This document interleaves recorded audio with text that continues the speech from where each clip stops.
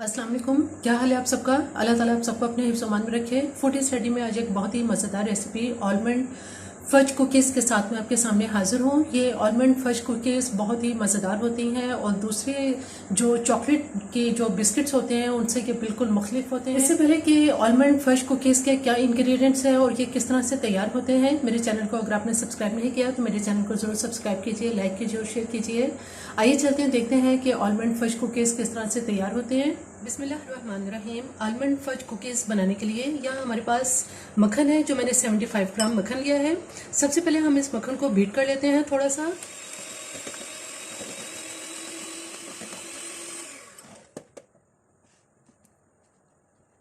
मक्खन को थोड़ा सा बीट कर लेने के बाद अब जहाँ मेरे पास कैस्टर शुगर है, जो मैंने आधा कप ली है, ये कैस्टर शुगर हम इसमें थोड़ी थोड़ी सी डालेंगे और साथ साथ इसको बीट कर लेते हैं।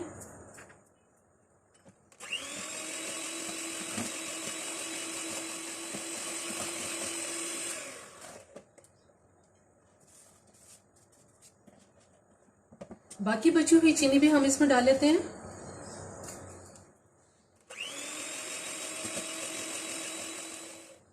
मक्खन और चीनी को इसमें थोड़ा सा बीट कर लेने के बाद अब हम ऐसा करेंगे कि यहाँ मेरे पास एक अंडा है, ये अंडा इसमें डाल देंगे और थोड़ा सा इसको अंडे के साथ बीट कर लेते हैं।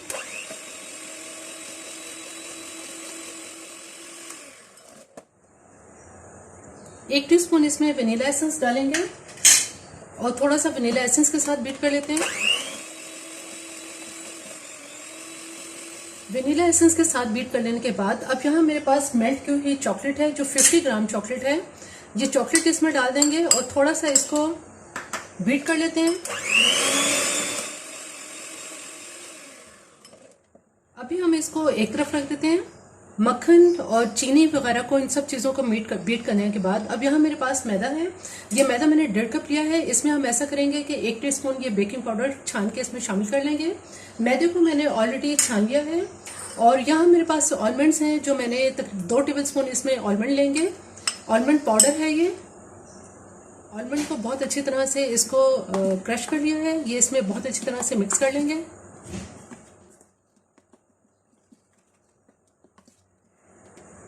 अब चॉकलेट का जो बैटर हमने इसको बीट किया है, ये मैदा इसमें थोड़ा थोड़ा डालेंगे और फोल्ड कर लेंगे।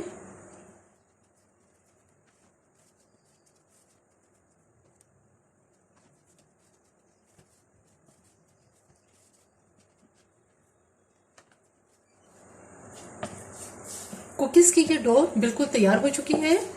चूंकि ये अभी गर्मी है और बहुत सॉफ्ट है, इसलिए इसको हम थोड़ी देर के लिए फ्रिज में रखेंगे कवर करके, ताकि ये सेट हो जाए और फिर हम इसके कुकीज़ तैयार करते हैं। तकरीबन 10 मिनट तक फ्रिज में रखने के बाद अब इसकी जो डो है ये बहुत अच्छी सेट हो चुकी है। अब हम ऐसा करेंगे कि छोटे छोटे इसके कुकीज़ तैयार कर लेते हैं। अगर आप चाहें तो एक रोटी भी इसकी बना सकते हैं, या उस तरह अगर आप इसी तरह से चाहें तो इसके गोल इसके इस तरह से कुकीज़ तैयार कर सकते हैं।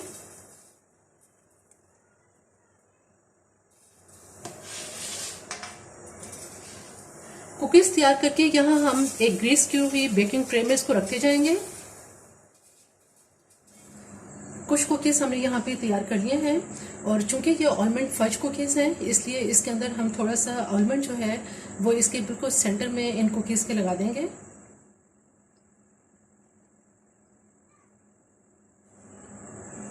यहाँ देखिए, मैंने तकरीबन 15 से 20 मिनट पहले इसको गर्म करने के लिए रख दिया था। अब हम ऐसा करेंगे,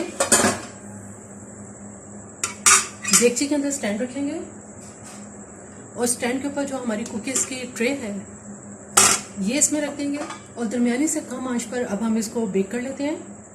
कुकीज़ को आप चेक कर लेते हैं।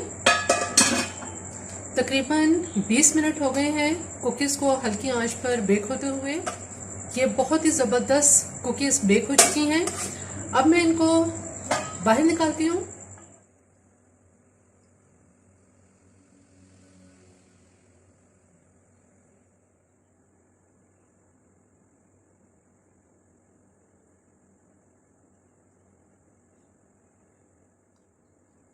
आलमंड फज कुकीज़ बिल्कुल तैयार हैं। बहुत ही इनको मैंने मीडियम लो फ्लेम पर इनको बेक किया है और थोड़ा सा इनके बेक होने में तकरीबन 20 मिनट जो लगते हैं वो इसलिए कि इसके अंदर भी आलमंड्स हैं और इसको बेक होने में थोड़ा सा टाइम लगता है, लेकिन ये बहुत ही मज़ेदार होते हैं और बहुत ही टेस्टी होते हैं। आप इनको बच्चों को दें, बड़ों को दें, चाय के साथ आप इनको खाएंगे, खाने में चाय के साथ बहुत मज़ेदार लगते हैं। मेरी ये रेसिपी आपको पसंद आए तो मेरे चैनल को ज़रूर सब्सक्राइब कीजिए, लाइक कीजिए और शेयर कीजिए। सब्सक्राइब के साथ बेल आइकन को ज़रूर प्रेस करें ताकि हर आने वाली वीडियो का नोटिफिकेशन आपको मिलता रहे।